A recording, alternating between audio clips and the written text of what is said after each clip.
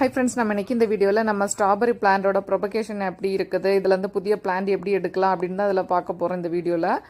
இதுதான் நம்ம வீட்டில் நிற்கக்கூடிய ஸ்ட்ராபெரி செடியில் ரெண்டாவது ஸ்ட்ராபெரி செடி. இன்னொரு செடியில் வந்து நம்ம வந்து ஸ்ட்ராபெரியே பறிச்சிட்டோம். இதில் வந்து இது வரைக்கும் காய் வைக்கவே இல்லை, பூவும் வைக்கலான்னு. இந்த செடி மட்டும் கொஞ்சம் புஷியாக சூப்பராக வளர்ந்துட்டு இருக்குது.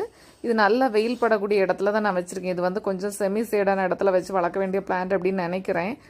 இதில் பார்த்தீங்களா, இதில் வந்து ப்ரொபகேஷன் எப்படி இருக்குன்னா, ஒரு நீள தண்டு மாதிரி ஒரு கொடி மாதிரி ஒன்று வருது, ஒரு தண்டு வருது. ஸோ அதில் தான் இதில் வந்து புதிய பிளான்ட் வந்து வருது. இது ஃபஸ்ட்டு 2 வாட்டி வந்துச்சு, ஆனால் கரிஞ்சு போச்சு. இந்த வாட்டி எப்படியோ நமக்கு வந்து புதிய பிளான்ட் வந்து கிடச்சிருக்கு.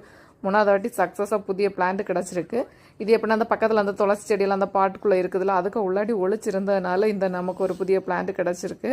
ஸோ இதுலேருந்து இன்னும் செடி வருமா அப்படின்னு தெரியல. நான் திருப்பியும் எடுத்தது மாதிரி அதே இடத்துல வச்சுக்கிறேன். வேறு பிளான்ட் வந்துச்சுன்னா பார்க்கலாம். Thank you friends. என்னோட அப்டேட் உங்களுக்கு பிடிச்ச லைக் பண்ணுங்கள், ஷேர் பண்ணுங்கள், மறக்காம நம்ம சேனல்